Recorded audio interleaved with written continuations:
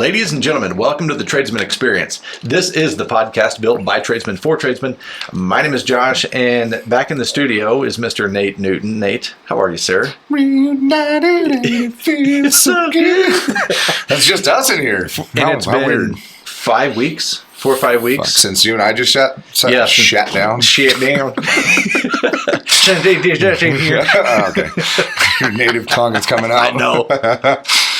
Yeah, it's been a minute. Yeah, it's been fucking balls to the walls for us lately. And then my dumb ass decided to start coaching football because I didn't have enough shit to do already between work and the podcast. So, but how is that? It's fucking great, dude. This was the first week, so I'm really starting to get my legs under me. You know, I didn't know what to do when I got there, and so like I'm figuring it out as we go. And I'd probably want to sit down and have an episode on it once I'm like a month in, you know, and kind of see. I'm already seeing the way that I interact with the kids, the way like the responses I get are different, you know, than like let's say with the head coaches or whoever. But I also feel since I am strictly a D-line and O-line coach, like the kids are a lot more connected with me there. But the way I interact with them is different, and I get to yell at people all day, which is fun because I don't get to do that at work. So, but they respond to it really well. Right. You know, like it's a chaotic environment. It's fucking football, you know. Well, that's part of the culture of football, right? Is intensity and chaotic and yelling and loud and right. Well, and they brought me in too, like because they wanted me to get the kids to be violent. I'm pretty militant on the field, you know. So they that was a big part of bringing me in was that they wanted a big burly dude to get up in their shit and get them moving and get them to realize that they are capable of moving another body. Right. You know, they're not out there flailing around. Like we're going to be deliberate about everything we fucking do on this field. So I like I said, I want to get a month in. You know, let's get into summer ball and like when the kids are really starting to develop the skills, and then I'd like to like have an episode on the whole thing.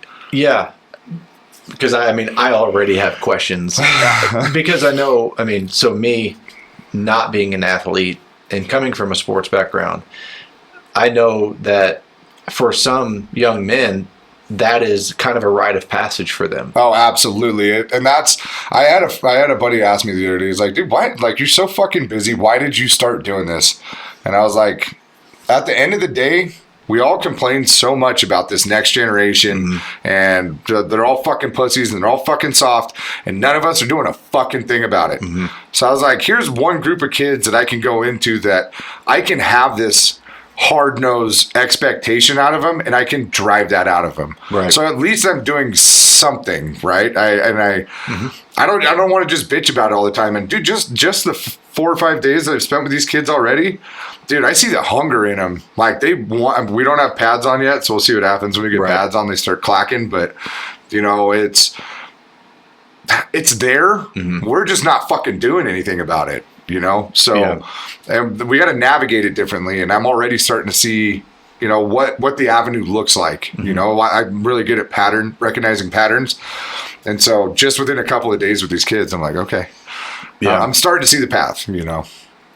I'm also excited to see how your leadership style blends with the other leaders, and then how that is affects and is received differently than the other leaders. I'd be really curious to see how that dynamic is going. Right. Yeah. You know, overall. So. Yeah. And it's going to take a little bit of time, but yeah. And dude, I honestly wouldn't mind having the defensive coordinator and the linebacker coach, Keenan Kopp. The crazy part about the JV team that I'm on, we all played for 4 years together. Wait, you and the other coaches? Yeah, me and the other coaches. We all played for 4 years together, and not to like be boastful or anything, but I had one of my coaches tell me, he's like, you guys were not great athletes, but nobody wanted to be on that field with you guys. You guys beat people the fuck up. Like, it was smash mouth football. It's like, this is our field. How dare you step out here? Right. And I like brought a little smile to my face, you know? And so like, you know, Keenan Kopp, the defensive coordinator, like he's a big Polynesian dude and he's fucking jacked. He's a cop here in Douglas County and like he's a good dude. And the way he interacts with the kids, you know, it's I wouldn't mind like getting him in here with it. Yeah, and absolutely. Like seeing, like what the hurdle is about coaching this younger generation instead of just bitching that they don't do it like you did it. Like find out how do we get this violence out of these kids? Like how do we get them to be fucking angry and gritty and just be a tough motherfucker? Because if you're going to play D-line, you're going to get your fucking shit knocked in if you're not tough, Yeah. Every play. Every fucking down. There's not a play that you don't clash with another person. Yeah. And they're big fucking people. That's right. Yeah. No, that's exciting. I'm really looking forward to that conversation. And, like I said, the whole rite of passage, sports does that for young men. Yeah. And I think it's excellent. I think it's awesome. I think, I'm so far removed from anything related to that. I don't know how much the volume's been turned down or how, that culture has changed, but football's football. Obviously there's baseball, there's basketball, there's all of these sports where it's exciting, it's interactive, it's physical, but football's for hard asses. Because you have someone that's in your face, like physically getting a hold of you. Yeah. And wanting to do to you what you do to them. That's right. Yeah, you can't do that in golf. And, you could. You're not going to make it very what far. What a great sport that would be. Yeah. But I mean, just the simple fact of it being controlled violence, right? We all have violent urges. Violence is so ingrained in human DNA. Whether we're killing other animals, that takes a level of violence. Whether it's fighting over women or fighting over territory or whatever the fuck it is, violence is a part of the human experience, and to be able to give the kids a healthy outlet for it and put it in a place of competition to where they want to be more violent than the guy next to them. Dude, you go get it out there. You look at like UFC fighters. Outside of the octagon, they're some of the nicest fucking people. They're so laid back. Well, they fucking got all the bad juju out, When you see videos online of these UFC fighters that get into an altercation in public, rarely are they the aggressor. Never. And they'll actually try to separate. They will try to separate, and they'll try to disarm the other person and de-escalate the situation because they have that confidence about them. Right. And something Jocko talks about, and he said, if you come after me, I'm going to run. Yeah.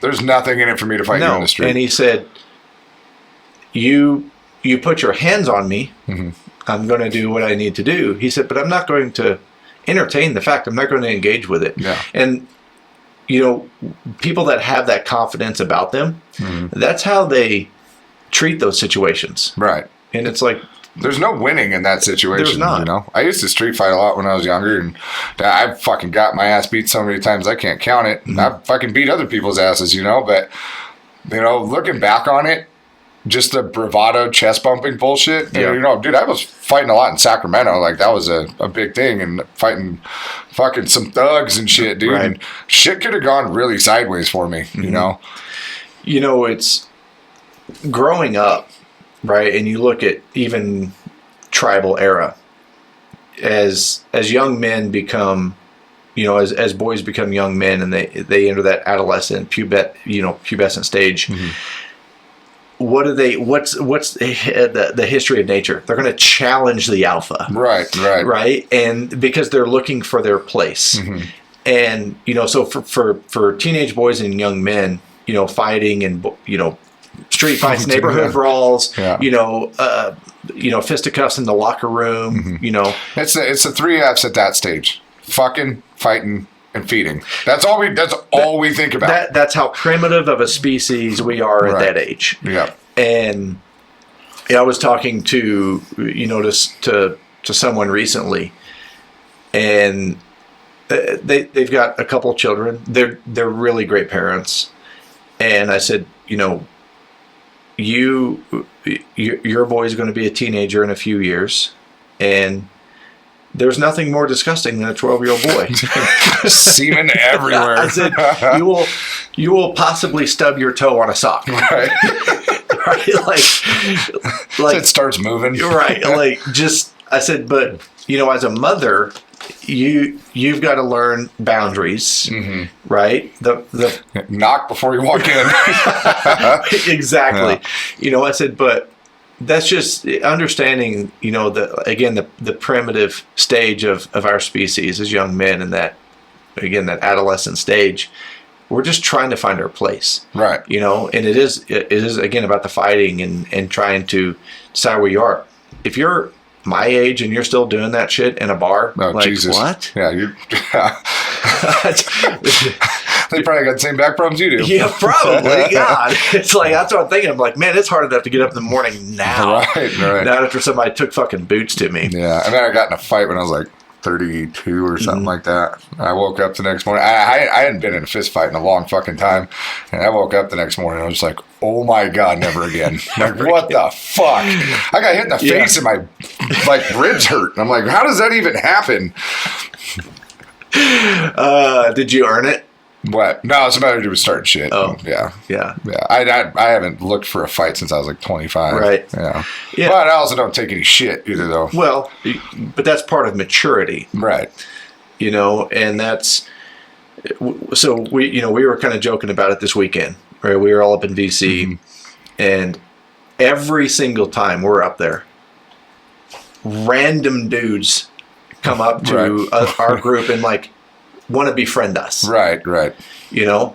And it's that sense of camaraderie we walk around with, the way we talk shit, and people are like, oh, these guys really like each other. Right. Yeah. And there's a presence there. Yeah. There's a sense of confidence there. There's a presence there. We carry ourselves differently, and not in a, we don't walk into a room and be like, who's the baddest motherfucker in here? It's actually most of the time we try to go we're in a corner. We're in a corner, we're trying to avoid the crowd. And our mother's in town, and she was like, "It's not my mother, Josh." Oh, so my mother. Sorry. Oh, your mother, not Matt's mother. It's your mother now. That's what I meant by our. That guy came by and was just kind of shooting shit with us and talking about the beards and whatnot. Oh yeah. And he walks off and said something, and mother goes, "Oh, you guys didn't know him?" And we're like, "No, but that happens all the fucking time up here." But to me, it's a great compliment. Because no one has ever came up to us and been like, you guys want to fight? I'll fuck you guys up. No, it doesn't happen to us. We're in a group. But ask Matt, dude. It happens to me all the fucking time. All the time. Yeah, I have no doubt. You just got that punchable face. Dude, like I said, if dudes ain't fucking, they're fighting, right? And I'm usually the bigger guy in the bar. So at least they're not trying to fuck you. They're trying to fight you. Yeah, I'd be a little more up for that part. But you don't have a ponytail, but that beard would be fun. But I don't know. It's just kind of interesting. And when I was thinking about the conversation you and I are going to dive into tonight, this is kind of a good lead-in. It is kind of a good lead-in. But I was thinking, I was like, I wanted to ask you if you'd seen this movie. Have you seen The Longest Yard with Burt Reynolds, the one from the 70s or 80s? A long fucking time ago. Okay, so when you look at that era, right? Like I said, 70s, 80s, one of the most masculine men in Hollywood portrayed on screen, Burt Reynolds. Yeah.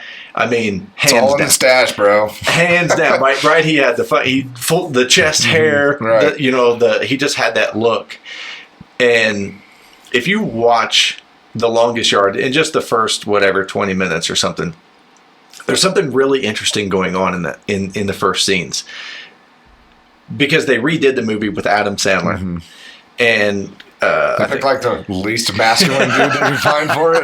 It's and Adam Sandler played the same role that Burt Reynolds played. But there was a part in that movie, in the opening scene, where his wife or girlfriend, I think it was his girlfriend or whatever, tries to basically restrain him from going out and continuing to party and drink or behave this way. And he starts tossing her around and smacking her. This was glorified. Right. This behavior was romanticized in Hollywood as masculine behavior in the 70s and 80s. Right.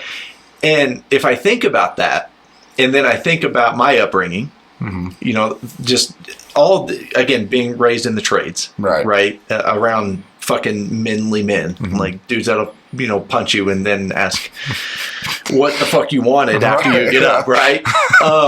It was really interesting to me when I saw that. And I'm like, this behavior was glorified by the masculine man of Hollywood of how to treat women. Mm-hmm. Star swipe to today's culture, and there is a tremendous attack on masculinity. Mm-hmm. But when we've moved pretty fucking far away from tossing women around, right? Right. And so that was, so, you know, when we were talking, when I was thinking about this conversation and I told you, I was like, hey, I want to talk about toxic masculinity, or this concept of toxic masculinity. And because it's a term that gets thrown around a lot, what it really means. And I, you know, just remembering that movie scene and the evolution of masculinity in itself from then to now. Or the de-evolution, right? I kind of wanted to just jump into, and it's like, since there's an attack on masculinity, what is it that as men, as masculine men, what fucking behavior do we need to have? Mm-hmm. What do we need to portray as good men and not really kind of fall under this attack of toxic masculinity and excuse ourselves from certain behaviors? Now, I do want to say, if you're smacking women around, you're a fucking toxic piece of shit, right? Like, but back to that, we're like, I was fucking blown away that this is what Hollywood said. This is how a man behaves. Right. And now what Hollywood says, this is how a man behaves, is like this. It's just a larger woman. Dude. Yeah. It is this, you know, soft, whiny, delicate, fucking. Well, it's unbelievable. because the debate's like pretty prevalent right now on gender, you know, and with fucking trans stuff and whatever. I think at the end of the day, a truly masculine man isn't really fazed by most of this stuff, you know? And it's like, well, you know, you need to act like this as a man. We're like, fucking what? Okay, whatever. And do whatever the fuck we want anyway, right? Or whatever the fuck we know we need to do. Right. And I think when it comes to, when we talk about what, a good man as opposed to a nice guy, right? A good man does what he knows he needs to fucking do, and he is not controlled by his emotions. He has his emotions, but he works off of logic, and he works off of what needs to be done, right? And when men, and this is like, I know that there's like some feminist out there shaking her fucking head, who's gonna be shaking her head at this, but when men let their emotions control who they are and they do whatever the fuck they want and they're undisciplined, that's how you end up with rapists. That's how you end up with fucking murderers. That's how you end up with pieces of shit that run off on their families. You know, when men are emotional and they let that take the fucking helm, that's when they become pieces of shit. Life's hard when you're a man. And I know women don't want to hear that. But life is fucking difficult as a man. You have the weight of the fucking world on your shoulders if you're a good man. Mm-hmm. Right? And when the conversation arises, it's always, you know, well, you don't do enough, or you do things this way, you do things, you know, and I feel like the push towards what modern day masculinity is femininity. I really feel that it's like, well, we need to be more in touch with your emotions and, you know, do all this other stuff. And dude, don't get me wrong. In the last fucking 6 months, I've sat on the edge of my bed and bawled my fucking eyes out over some shit. That happens. But you know what I do? I fucking get my ass up and I go out and I do my fucking job. Right. That doesn't dictate what I'm going to do. Well, emotional discipline is not emotional suppression. Right. And, you know, the mental health, and we've had several conversations over the last year or so about mental health. And I think a lot of that revolves around this false pretense of, to be masculine, you have to suppress your emotions. Mm-hmm. And that's not true. Right. You do absolutely have to discipline your emotions. You can't show me a good man that can't discipline his emotions, because it is a staple of that behavior and of that definition. But it's not about emotional suppression. And as this attack on masculinity continues, there's this feel this belief that it's necessary to continue to suppress your emotions because it conflicts with these fabricated definitions of things like toxic masculinity. Mm-hmm. So now we can't fucking talk about that we're having a bad day or that we feel like shit. Yeah. So we continue to carry this weight as men, as good men, and be like, okay, well, I have to be strong no matter what, mm-hmm. regardless of what I'm thinking or feeling. And because anything else, it's like, well, now because you're expressing this, now you're feminine, or now because you're behaving this way, you're toxic. And it's like, that's not the fucking case. I do love when people use that term, toxic masculinity. It's like, hey, what does that mean? Right. What is toxic masculinity? You know, and that the fucked up part of it is that most people, it takes them a minute. Like, they'll use the term frequently, and you ask them what it means, and you watch them develop the answer to that right then and there. Mm-hmm. So they've used this term without ever thinking about what it fucking means when it comes out of their mouth, and it's like the unfortunate aspect or the fortunate aspect of it is that toxicity is relative. Mm-hmm. What one person sees to be absolutely toxic, someone harder and tougher is gonna be like, oh yeah, whatever, fuck it, you know. Right. Like they're gonna pass right by. They got bigger shit to fucking deal with, mm-hmm. right? And so I feel like most of the people that are up on the rooftop screaming this shit, they're just soft motherfuckers, right? They don't have any real fucking problems, and they got met with the slightest bit of adversity, mm-hmm. and it's because you got a dick. It's not because you're an asshole. It's because you have a dick. Right. I think also under that definition is if you are a man and you say anything that is perceived to attack femininity, it's toxic masculinity, and it's like, that's not. Yeah, we weren't attacking your femininity. You were just being a bitch. It's like, just like I can be a fucking asshole. Right. And that's the unfortunate side of this conversation, mm-hmm. is that we all we want to revolve it around gender for some reason, but sometimes has nothing to do with their gender. Somebody's just being a piece of shit. That's right. It's not because your chromosomes or your hormones or whatever. You're just a fucking piece of shit. I agree. And you know, to me, so I'm going to kind of share what I perceive to be as toxic masculinity, which is really, it's just lacking masculinity. Yeah. When you look at proper masculinity, what toxic masculinity was being uncontrolled, right? Right. You know, to me, that's a guy that is emotionally, physically abusive to his family. Mm-hmm. And it's kind of like the nice guy thing, right? You find a nice guy, you find a nice guy, the people that he works with, they probably love him. Mm-hmm. They're like, oh man, Nate's great, he's fun to be around, you know, he always helps me out with stuff.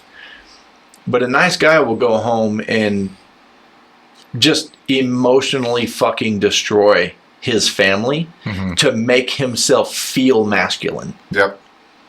Because he has to have that internal approval that he's the man, he's mm-hmm. the fucking man.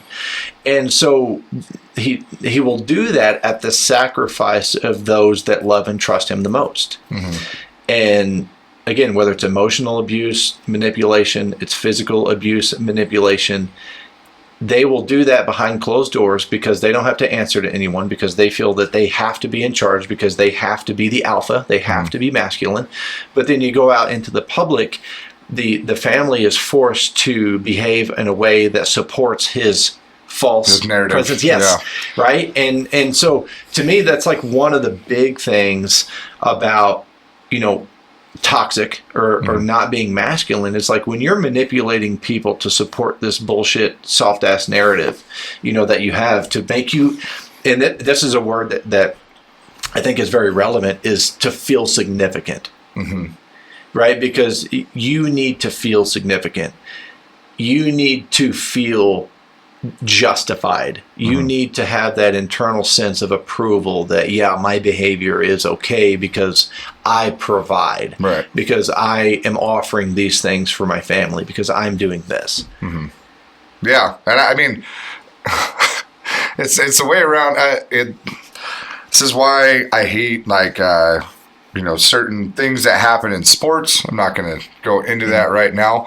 But when we start taking competition away from people, and when people don't have to actively compete all the time, and they're not used to doing that, and when they do get out in the competitive realm, and they just get their fucking asses handed to them over and over and over again, and they lose all sense of purpose because of that. They feel like they're inadequate in the world. That's when we start seeing toxic masculinity come out, right?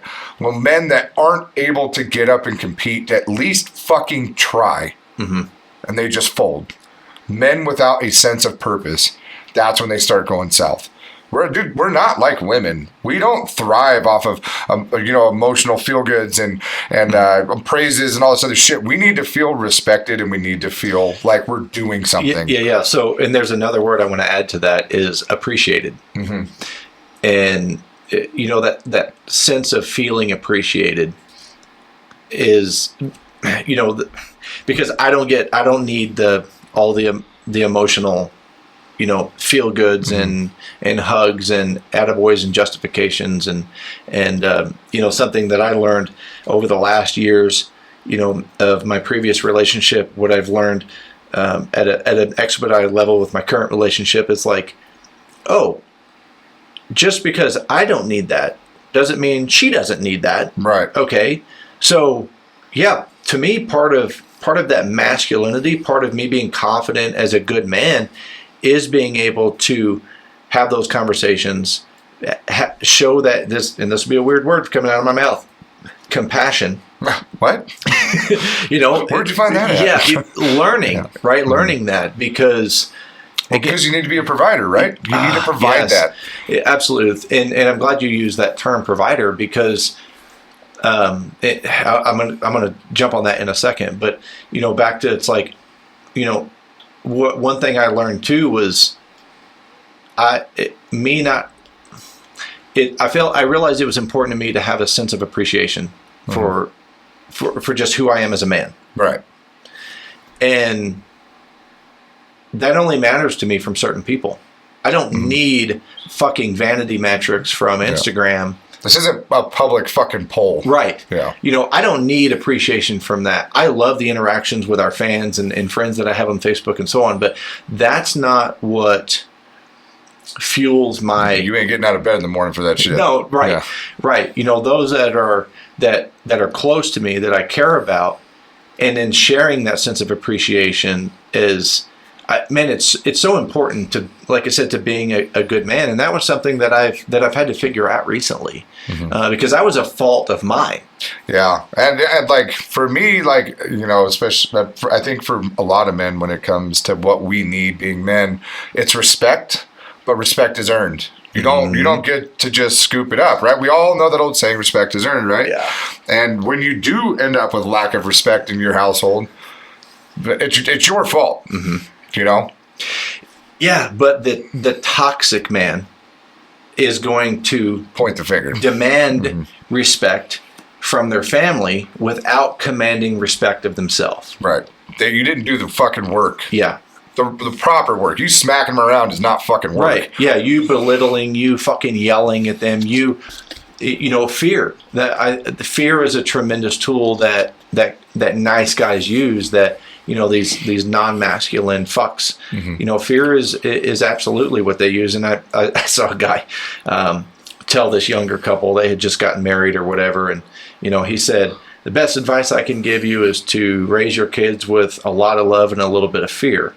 And it's like, okay, I don't oppose that, but I knew this gentleman, and he had it backwards. Like he was fear driven. He dictated and manipulated everything in his family and his children through fear. So his advice was what did not align with his own behavior, but he wanted to make sure that it's like, oh, you need to make sure that you have fear. That they fear you. I have never once gotten a positive result off of fear. Me either. That doesn't work like that. No. You get so much further with respect than you do with fear. And I think that using a lot of love and a little bit of respect, I think that would be a better way to go about it. Thank you for that. Yeah. That's brilliant. I think that's a much better recipe, for having a healthy relationship. That's a much better constitution, of that. You said provider. I think that a good man is a provider, protector, and supporter.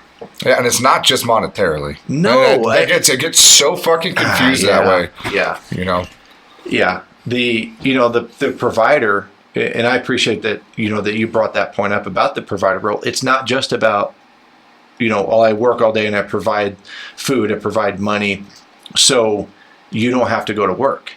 It's like, well, okay, if you're imposing that role of your spouse, then you're fucking toxic. Yeah. But if you've agreed on that, then you can't leverage that fucking argument as a provider and be like, well, I work all day so you can fucking stay home. You agreed to play on this team, you fuck. But I mean, also, what is that dynamic? What does it typically look like? Mm-hmm. You wanted your wife to be able to stay at home so she can raise your fucking kids. Mm-hmm. It's not that she's not working. She's doing the most important fucking job on the face of the planet. And probably the hardest. It's a job I couldn't fucking do. Right. Fuck, strangle them motherfuckers. You find them face down in a bathtub.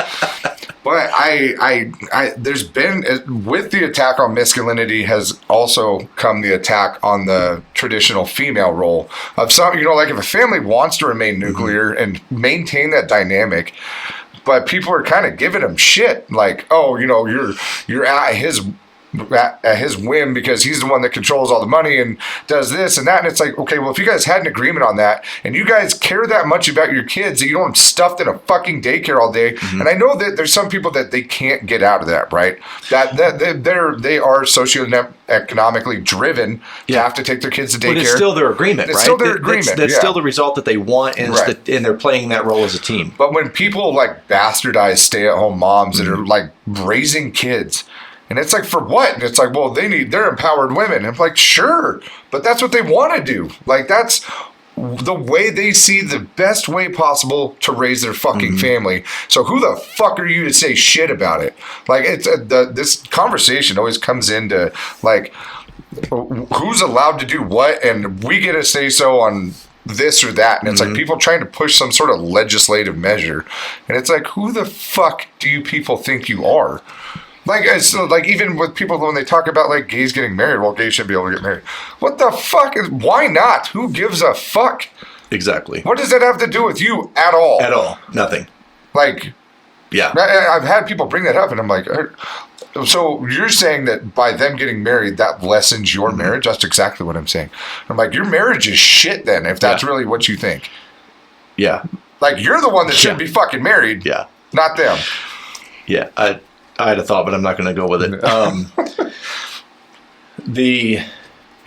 So having that provider role, but really it's an agreed role, right? Just like we're talking about. Provider, protector. Back to the fear concept. The only fear that your significant other should have of you is what you'll do to protect those you love. Right. That is the only thing that they should fear. Mm-hmm. Like that. Otherwise, there should be no fear. They should understand that your role as a protector has no limits. Mm-hmm. A nice guy will not stand up to a threat. Mm-hmm. Right. The protector, the good man, the protector is going to stand up and go, all right. Yeah. They know that you're capable. They just don't want to ever see you have to unleash it. Absolutely. Yeah. That's the only thing they should ever be afraid of. Mm-hmm. And they're not even afraid of that for themselves. Right. They're afraid of that for the poor son of a bitch that's going to, reap the whirlwind. Right. But having that, that protector role, and then you look at it as a parent, the parents become, I'm going to use air quotes here, like overprotective. It's like, okay, well, you can be have that protector role. Absolutely. As a parent, you have a protector role, but what are you limiting? Right. In as exposure in your child's life? What are you preventing them from experiencing? What are you seeing? I think that dynamic shows up when both people try to be the protector. And then you want to see, it'll work the same way when you have two people trying to be the nurturer simultaneously. I think that when, I'm not a fucking psychologist or anything, but I think you need that separation to where one's the nurturer, one's the protector. So that way you guys can keep each other in check. Right? Because they're going to counteract each other. And I think that those things need to when you're both in the shit, you're going to both get it wrong. Mm-hmm. You know, and you got to be able to pull each other back from time to time. So it's like, get a fucking role. Yeah. You know, you both don't have to do the same thing all the time.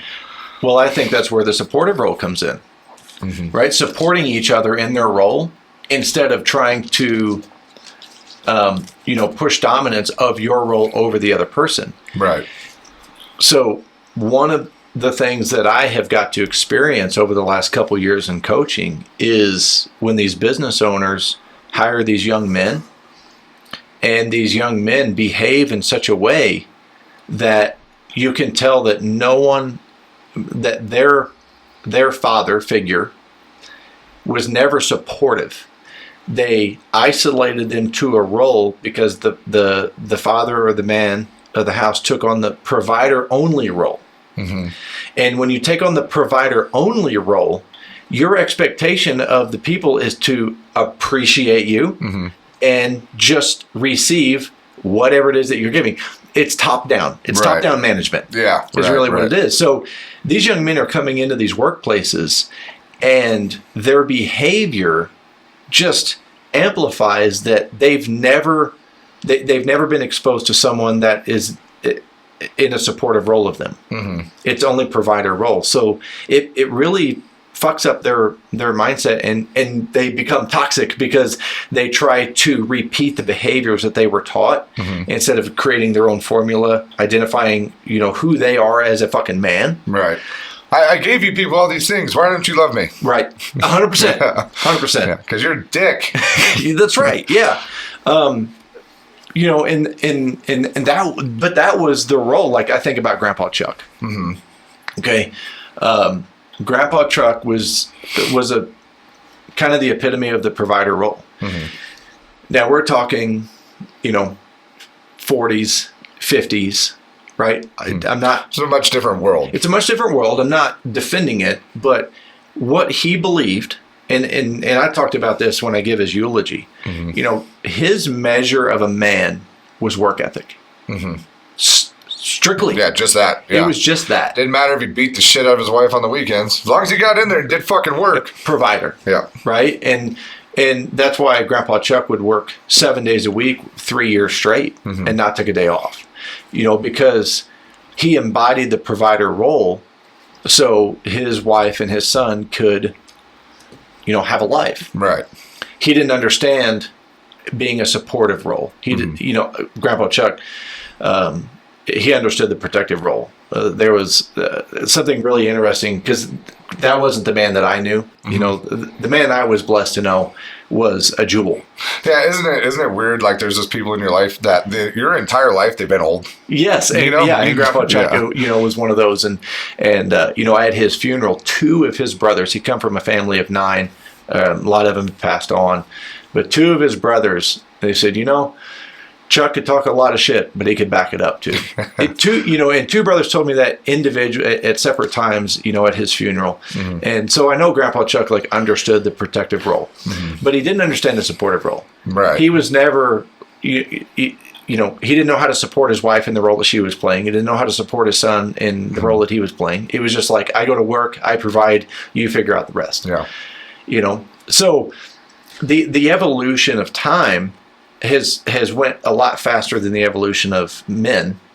And then the pendulum has swung way too fucking far to the other side. Yeah, but I mean, we also live in this era where everything is the human brain and our development. When we look at generationally, how many years it takes to fucking develop us, and then we have internet changing culture so rapidly all the time that when you have a generation trying to adapt to the changes mid-stride in a generation, right? No wonder we're all fucked up from it. This isn't strictly just a sociological thing. This is a technology thing, and it for some reason the dumbest voices are the loudest online, and it's like everybody wants to get a piece of that, right? Yeah. They're like, whether they're for it or against it, and like you watch people develop, like they adopt ideologies that they wouldn't have necessarily agreed with, but they agreed with one person that thing said, or thing that person said. Why do you think that attracts people at such a volume? Because we don't have tribes anymore. We don't have close connections with anybody. Like most of these younger generations, they're all caught up in trends and fucking TikTok and this and that, and they're not out actually engaging with people anymore. They don't know how to act. There's no consequences for their actions anymore. And when you get into a tribal type situation, there's consequences, good or bad, for the shit that you do, right? And then you develop your moral codes that way. Now people are getting their moral codes from the fucking internet, and that's more terrifying than anything else. That seems terrifying. Like the radicalization of right and left is like, it's so baffling to me, because it used to be most people just shut the fuck up and let people talk their shit on either side.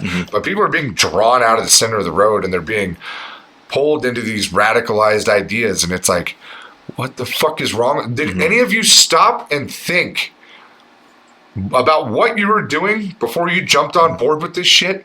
Did you think about what the ramifications of what you think look like? And if you act on the things that you think, what does the world look like that way? You know, but people don't stop everything. They get the emotional reaction, on to the next thing. And that's like, it's heartbreaking to me. Like somebody that when I develop an idea, I play devil's advocate with myself. I take it in both directions, fight with it, and like, do I really believe in this? Or is this just some bullshit in front of me that I don't need to pay any more fucking attention to? Right. Most of the time, it's some bullshit I don't need to pay any more fucking attention to. Yeah.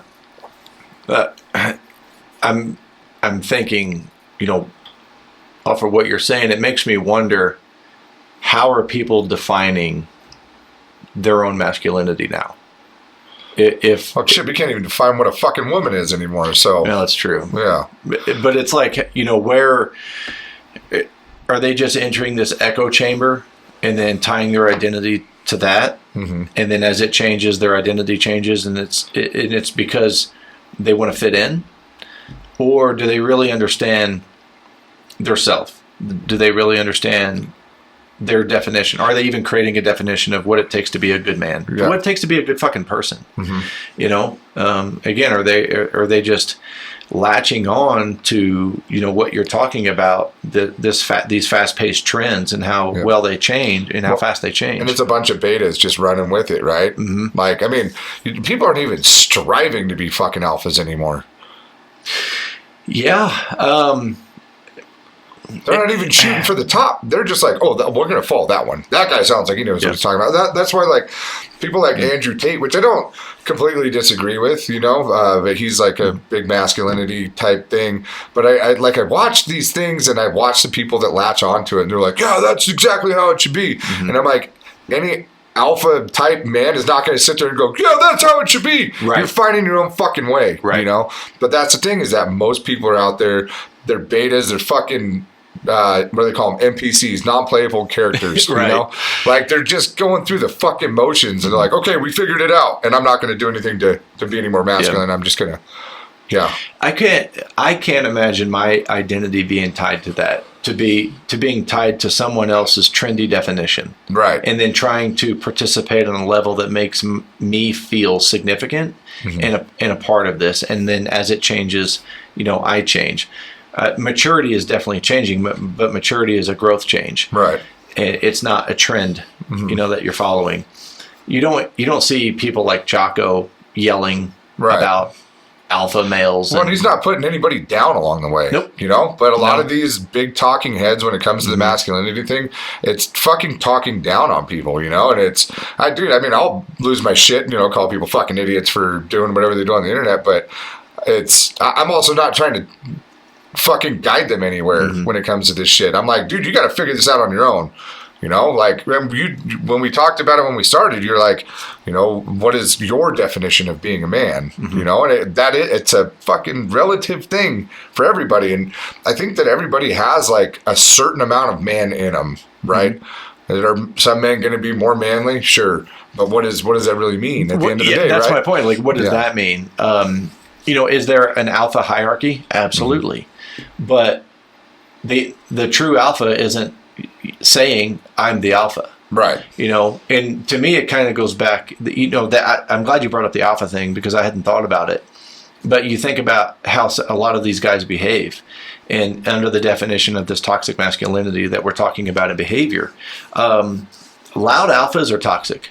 And they're not alphas. They're not. Yeah, but But they also have this, kind of creating your own definition of, what it means to be a good man. They have this false perception that, oh, well, I can beat him up, so I'm the alpha. And it's like, wait, is that your sole measurement? But hold on. That's exactly why the nerds took over. Right? Because they let these dudes think. They're like, I can beat you up, so I'm the alpha. Meanwhile, they're in there fucking creating the internet and typing all their shit up and creating code and became the richest motherfuckers on the face of the planet. And now we get to tell you whether or not you can get on there and spout your bullshit. We'll shut your account down right now. So the fucking nerds took over and they became the new alphas. And the idea of the alpha in a technologically advanced society is very different from us clubbing bitches over the head and dragging them into a cave, Like that's not it's evolved into a way that I don't know what the next step is either, AI. Yeah, right. They're the alphas. Yeah. We created the alpha. We don't have to do shit anymore. Well, I think also that perception of alpha is often used. I think that is used to justify behaviors, and they say it's masculine, right? So. Right before this comes out, GSD7 comes out, and I talk about the difference between a nice guy and a good man. And one of the examples that I give, and it really kind of goes in with this alpha thing, like, nice guys, I think nice guys believe that they are the alpha. They kind of shout it. They let you know, and they have that sense of feeling about themselves. But they also use it to justify poor behavior. And the example that I use in the GSD episode is, like, you see these guys, like, the moment that their girl is out of town, they're trying to fucking hook up with somebody. Right. And it's like, okay, is that alpha? Is that toxic masculinity? Like, what is the internal narrative that you're using to justify the behavior? Because that's not being a good man. Right. You're sacrificing the commitment that you have as a good man to be a fucking nice guy or this alpha, right? And I don't care what you call it, fucking spoils of war. Like, you have this bullshit narrative. It's like, oh oh God, I fucking need to do this. I don't know what that narrative is, but it's like, how does, again, how do you believe that's being the alpha? How do you believe that is being masculine? How does that behavior align with this definition? And that's the thing too, is like, if you have the ability to create your own definition, then you have the ability to hide behind that definition because you believe it to be masculine. Well, what are your values? Right. What are your fucking morals as a good man, as a provider, protector, and supporter? I think most men don't walk through life thinking about those things. Like, I didn't sit myself down and think about that until I got divorced. And then I had to recalculate, like, how much I fucked up and how many wrong paths I went down. And, like, you can't I couldn't sit there and just point the finger, like, I fucked up so much in my marriage, And I'm not coming from a position of righteousness either. No, yeah, right. So, but what I'm saying is that you gotta start thinking about it at some point, You can't just go through the fucking motions with this shit and, like, coming out on the other side and realizing how many, like, royal fucking mistakes I made and how much I fucked up. Like, it's given me the ability to really define what I think is masculine, And of course, it's just my definition, And I don't expect the rest of the world to walk with that, but I do. And that's how I'm going to operate, But try and correct my wrongdoings and move forward, But me, I also don't expect you to hide behind that definition. Right. And that's kind of my point about creating that. And I think it's important to realize, when you choose to be a good man, you have to recognize things that you're going to say no to. Behaviors, temptations, distractions. Like, there's a whole fucking list of things that we can go down. And the things to say yes to come with full commitment. They come with an idea of, this is who I am. This is what I'm going to protect. This is what I'm going to support, provide, and be a fucking team with. but I know your definition isn't something that you've created to hide behind and justify fucking stupid decisions and behaviors. Like because I know you. Right. You know, you and I have matured and grown tremendously over the last year. And you just have to be careful about what definition you're creating. Right. You know? Well, and like, I think as you walk through this as a man, you have to be analytical about it to the point where you need to argue with yourself about it. Because you're the only one that's going to be able to come up with the right answer, right? I mean, you have to be objective too. You know, take anything it is you think about the world and you know, basically argue with yourself on it. Look at it from a stance that you don't even have. Yeah. You know, like I do this with like political shit all the time. I'm like, well, what would the right's argument be about it? What would the left's argument be about it? And I fight with myself on it. And I'm like, God, the fact I'm thinking about this is fucking dumb, right? You know, when you realize that you've wasted time doing that, right, you realize you need to move on. You need to move on to some other point of what you're trying to define here. Think about it from another angle. Yeah. You know, I think identifying and defining your values is a crucial part of that definition. You know, you really need to find out what your values and morals are. Yeah. Well, and I think that these conversations, there's never a winner in it. So quit trying to win, you know, 'cause that's the problem. So I want to share something with you. That has been one of the greatest growths that I have seen in you. Is that you transitioning into that mindset right there, that there doesn't have to be a winner, because old Nate was going to take it to the fucking dirt, right? To win, you know? And that's one of the things that I love about like your maturity and your growth, like those simple mindset shifts. It's like, stop trying to win. Yeah. It's not about winning. It's about learning, understanding. You can agree or disagree. Right.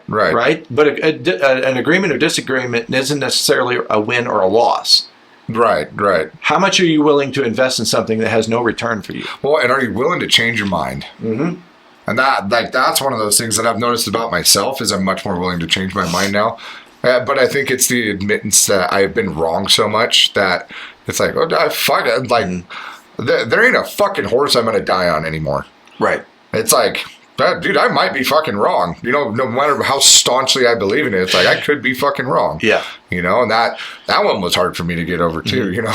Like, well, because it goes, you know, that mindset is fueled a lot by, you know, arrogance, but also this defensive nature to prove yourself. Right. You and it's interesting what I was talking about earlier with the, you know, the adolescent years of a young man and trying to prove himself and gain that rank in, you know, the sense of being an alpha. There's a lot of guys that don't mature past that. I think I probably hung on to it the longest. So. The longest. Yeah. But it's like, you know, understanding that and accepting that is part of being a good man, right? You're the hill you're going to die on is to protect those that you love. Like that's the hill you're going to die on. Everything else, is kind of it's either irrelevant or arbitrary, or it's like, okay, there's no return on. There's no sense in this, right? Outside of, you know, this little thing here that I've committed to, and they have equal commitment to me. Like, okay, I'm open to learning. I'm open to being wrong. I'm open to accepting the fact that I don't have to pretend to know everything, and I don't have to pretend to be the one in charge or to be the alpha or to be the top male. Like I don't have to. That shit doesn't interest. When you truly achieve, you know, being the state of a good man, you truly achieve that being masculine, and you understand and come to terms and truly achieve alpha. None of that shit is attractive anymore. Right. Yeah. Well, once you become comfortable with the thought that you might be wrong, fuck, dude, does that open so many fucking doors, you know? Yeah. Like, I have such better conversations with people because of that. Yep. Like, and like you said, I come from a place of learning now. I'm like, I want to know what the fuck you think. Like, I really do. You know? Not that I care what you think. I want to know what you think so I can be like, well, that's an interesting point. But it's not going to dictate how I navigate life, you know? Well, that's the thing is I can accept it as information, not truth. Right. Yes. Okay. That was a much more elegant way to put that. So thank you. But, you You're know, a classy broad. you know, I did Kegels today. It's okay. You can see it in your face. They're straining. Trying to tighten my cheekbones. That's all. God. No, I don't know. Being blue collar, right? Being middle class, being the hardworking generation. It's like, you know, when I see these, and I'm sure it's algorithms, and I see all this crazy shit, which fucking amazes me that somebody wants to argue with Jordan Peterson or Ben Shapiro or whatever. I'm like, you're just trying to get on the internet. Yeah, you're just trying to be famous. They're all just there for one soundbite where they can be like, you know, if you edit it just right, it's that I got your moment, and then they get to throw it out to their little echo chamber, and everybody's like, yeah, you got him. It's like, did you listen to that whole thing? No, of course not, because it's like, edited and filtered. Yeah, it's like listening to the Trump debates. You know, like, or Trump speeches. And, like, I remember seeing him on CNN, because I would watch him every once in a while just because I'm like, that dude says some off-the-wall shit, and it's kind of funny, you know? Yeah. But then you would watch the CNN report. I'd be on the treadmill or something in the gym, and I'm like, the little snippet they put out, and I'm like, that does not even remotely resemble what he was saying. Yeah. You know, and like you see the manipulation that goes along with this. And so it's like, even doing this podcast, I'm like, dude, when's somebody going to use this shit against me? You know, I say some off the wall shit all the time on here. All they got to do is fucking soundbite it. Yeah, soundbite it. And it's just, you're like, oh, yeah, they'd be fucking face down in the bathtub. Right. Like somebody could soundbite that part and be he like, wants to strangle children. Yeah. And I'm like, well, I do, but I don't. Don't let him have kids. Fuck them kids. See, they'll snip that out. They'll be like, he fucks kids. They'll put it together and murdering pedophile. Weird. Yeah. But no, you know, being that class of men, right? Like you said, the blue collar, and we have a very distorted idea of what masculinity is, being in the trades, right? Right. Because to me, it goes back to like what we were talking about being an alpha. Like, you got to be the loudest one in the room, or you got to be the tough guy. You know, I'd be like, I'll beat your fucking ass, and that's your definition of being an alpha. Right. The rest of us that aren't fucking retarded, you know, I think it's really kind of encouraged us to kind of withdraw and be more silent professionals. It's rebellious to be masculine now, right? Right. And that's sad. Completely. That's fucked up. Yep. And, you know, most of us we don't want the fucking spotlight. We don't want the newsreel. We don't want this kind of shit. We just, mostly we just want to be left the fuck alone. Right. Like, but because the blue collar has some of the nicest, most genuine fucking men on the planet. Right. Are some of them pieces of shit? Yep. Just like every industry, every generation, there's some pieces of shit. But, you know, so many of them are good, you know, kind of quiet professionals that do work hard, and they do try to provide, and, you know, they try to be good fathers, good husbands, good role models and whatnot. Man, one of the coolest things that I have got to see is my youngest brother has 4 kids, and I am. You've made the joke before that I'm not impressed easily, and that's accurate. But I am impressed with how him and his wife parent, like truly, because if you think about, well, this is the way that we've always done it, or kind of rinse repeat through generations, he's completely broken the cycle. I think it's far more advantageous, but it's far easier now to break the cycle than it ever has been before, right? Yeah. Like, and that, I mean, I do kudos to him. A lot of people can't figure that the fuck out, you know, but he's figured it out and he's doing it. But I see a lot of people doing that now, you know, like they're breaking the mold of what their families were, and that harsh realization that you are not your family. Yeah. The one you came from, you are not that. You know, and so many people, they want to think about all the great things that they had within their family and the way they were raised. And that's like, they lean on that so much that they forget to look at the future. That's their narrative. That's their identity as a parent. Mm-hmm. And it's interesting, too, because it does come at a cost. You have to prevent the toxicity of outside and other people coming in and telling you how to parent, even if it's your own parents. Yeah. And that's where a lot, like, your parents are trying to raise your kids like they did you. They're trying to puppet master you. And those kids don't live in that fucking world you grew up in. Nope. You got a hard enough time trying to level with your kids, and now you got grandma coming in there fucking up her grandkids. You know, like you're fighting a couple of forces, and I mean, at the end of the day, just because they're your family doesn't make them your family. Yeah, absolutely. People are in there fucking up your gig. Tell them to get bent. Yep. Don't come around my kids unless you're gonna act right. Yeah. And if if you're in that, in the generation. If grandpa is a fucking toxic man, like you're going to limit, your exposure. Right. And like I said, I was lucky because the version of my grandfather that I got was a version that nobody else got. He had mellowed the fuck out by that point. He did. And all the testosterone was gone. I just had a different relationship because he didn't have to provide for me. Right. So that stress was removed from our relationship. And, you were the bonus features from everything he'd already did in his life. Absolutely. Absolutely. And, at his eulogy, I told people, I said, I didn't know him the longest, but I knew him the best. Mm-hmm. And because I knew the best version. Right. And the things that we had talked about. And, the other thing too is Grandpa had really kind of folded under, he had given up some of his true sense of masculinity. Mm-hmm. He'd forfeited that. Yeah. And those were conversations that him and I had.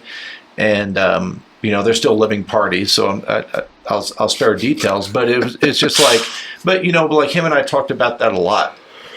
And, a lot of the things that I learned were from things that he did wrong that he was willing to share with me. Mm-hmm. But share it with me not in a way of you need to do it this way instead. He was like, hey, this is where I messed up. Mm-hmm. Very valuable. Those are very valuable conversations. Dude, something we need to add to masculinity, it's being able to admit when you fuck up. I think I have learned more from old men admitting to them fucking up. Yeah. In the worst ways possible. Mm-hmm. That's powerful because there are I'm gonna figure out how I want to articulate this real quick. Well, we got all night. Yeah, I know. No, we don't. I know. Hurry the fuck up. When you expect other people to forgive, accept, or just participate in your life, and you're not willing to admit and accept that you fucked up, and that the quality of the relationship that you have with some people is solely impacted by the behaviors that you had. What you're doing is you're expecting people to forgive you without admitting and accepting to yourself that I fucked up. Mm-hmm. You didn't even have to ask yourself for forgiveness at that point. You just leaned on everybody else for it. Yep. Which to me, because I'm not a forgiving person. What? To me, that is just you getting final permission to be a fuck. Yeah. To me, that's what that means. If you're going to ask me for forgiveness or forgetness and move forward, and you can't say, look, this is what I did wrong. This is where I fucked up. I know I need to change. So moving forward, this is what I would like. If you can't come to terms with what you just said, if you can't accept and admit that you were wrong, you're just asking for my fucking permission for the way that you've behaved. To be a fuck up. Fuck off. Yeah, right. Right? Like, that doesn't bode well with me. Yeah.